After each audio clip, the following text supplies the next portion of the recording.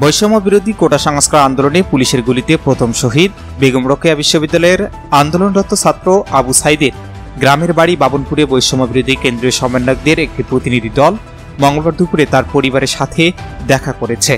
তারা আবু সাইদের বাবা মা সহ পরিবারের সদস্যদের সাথে সময় কাটান এবং সমবেদনা জানান। বৈষম্য বিরোধী আন্দোলনের কেন্দ্রীয় সমন্বয়কারী প্রতিনিধি দলের মধ্যে ছিলেন ঢাকা বিশ্ববিদ্যালয়ের প্রাণ রসায়ন ও অনুপ্রাণ বিজ্ঞান বিভাগের শিক্ষার্থী ও কেন্দ্রীয় অন্যতম সমন্বয়ক ওমামা ফাতেমা। তার সাথে ছিলেন 15 সদস্যের একটি প্রতিনিধি দল। পীরগঞ্জের বৈষম্য বিরোধী ছাত্র আন্দোলনের যোদ্ধারাও ছিলেন তাদের সাথে। পরে সাংবাদিকদের তিনি বলেন, আমাদের সবাইকে ঐক্যবদ্ধ থাকতে হবে। প্রধানমন্ত্রী পদত্যাগ করলেও তার সন্ত্রাসীরা এখনও জেলা ও উপজেলায় সক্রিয় রয়েছে এবং সহিংসতা করার চেষ্টা করছে।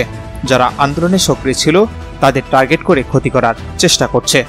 তিনি আরও বলেন, আমরা গতকাল ঢাকা বিশ্ববিদ্যালয়ের টিএসসিতে একটি প্রোগ্রামে দাবি জানিয়েছি যে আন্তর্জাতিক আদালতে গণহত্যার দায়ে মামলা দায়ের করে শেখ হাসিনার যেন বিচার করা হয়।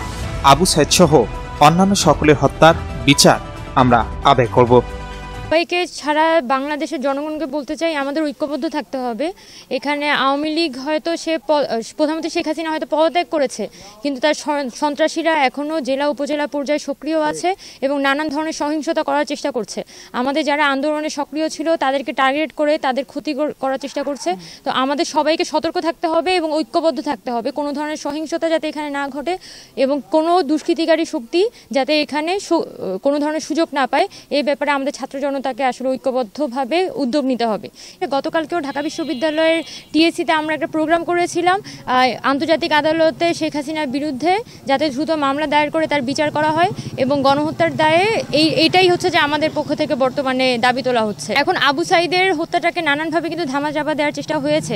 তার লাশও গুম করে ফেলা হয়েছিল, পরবর্তীতে অনেকক্ষণ পরে ফেরত দেওয়া হয়। কিন্তু ছাত্র জনতার যে ঐক্যবদ্ধ একটা প্রতিরোধ, এটার মুখেই কিন্তু আবু সাইদেরকে এখানে দাফন করা হয়েছে তার পরিবারের কাছে এবং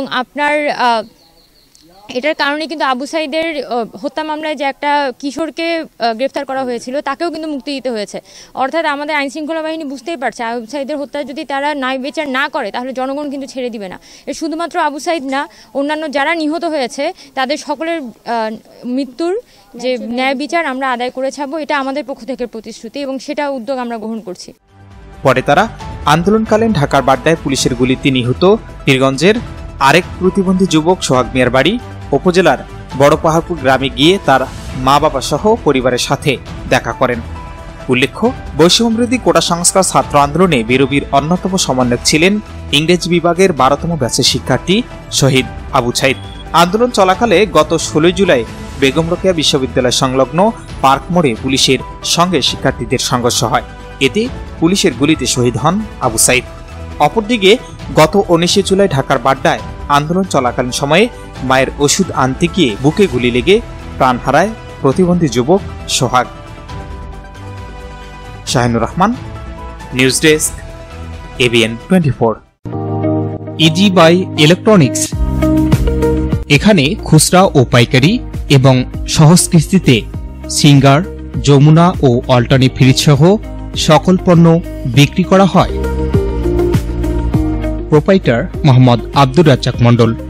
স্থান উপজেলা পরিষদ সংলগ্ন জামতলা রোড, পীরগঞ্জ, রংপুর। আলম সার প্যালেস, এখানে TV, fridge, rod, cement, shallow machine ও পাওয়ার টিলার সহজ কিস্তিতে বিক্রি করা হয়। Proprietor Mohammad mister Alam. স্থান খালাসপীর, পীরগঞ্জ, রংপুর।